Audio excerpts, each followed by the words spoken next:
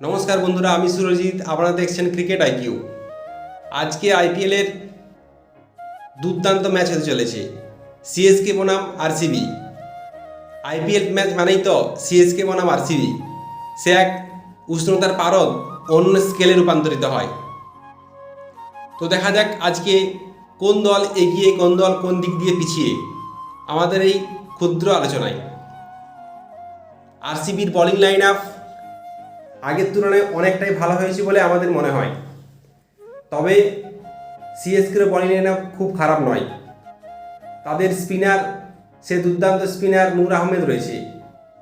Fast bowler Nathan Alice রয়েছে, খালিল আহমেদ, শ্যাম current. তার সঙ্গে সেই ইন্ডিয়ার বিধ্বংসী স্পিনার জুটি রবিচন্দ্র অশ্বিনী ও রবীন্দ্র জাদেজা। এই দিক দিয়ে আরসিবিও কম নয়। তাদের খুব ভালো বোলার একজন জস হাজেলউড রয়েছে। কুণাল পান্ডিয়া প্রথম ম্যাচে খুব ভালো পারফরমেন্স করেছে, 3টা উইকেট নিয়েছে। প্রথম ম্যাচ জিতে আরসিবিও অনেক শক্তিশালী ও মেন্টালি স্ট্রং তারা। তারপর আরসিবির যে ব্যাটিং লাইন আপ, বিরাট আর ফিল সল্টের ওপেনার জুটি,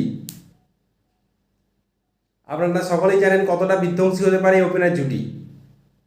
তারপর captain Rajat Patidar, middle order strong, Livingstone রয়েছে, টিম ডেভিড আছে, জিতেশ শর্মা।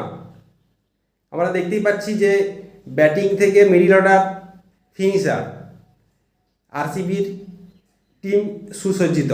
বোলিং সেই দিক দিয়ে চেন্নাইয়েরও খুব ভালো ভালো ব্যাটসম্যান রয়েছে। রচিন রবীন্দ্র রয়েছে, রবীন্দ্র জাদেজা ফিনিশ করতে ভালো পারছে। তারপর রাহুল ত্রিপাঠী, শিবম দুবে অবশ্য দেখি আমরা আরসিবি এগেনস্টে ভালো খেলতে। এইভাবে দুদিক দিয়ে বিচার করলে দুটি দলেই 50-50 বলে আমার মনে হয়। তো একটা তো চ্যালেঞ্জ থাকবেই সিএসকের কাছে, যে আরসিবিকে হারিয়ে তারা এই ম্যাচটা হারাতে চাইবে অবশ্যই। তো দেখা যাক দেখা যাক কি হয়, সেই দিকেই তাকে গোটা ভারতবর্ষ। তো আপনাদের কি মনে হয় কে জিততে পারে, অবশ্যই কমেন্ট বক্সে জানান। ধন্যবাদ, দেখা হচ্ছে পরের ভিডিওতে।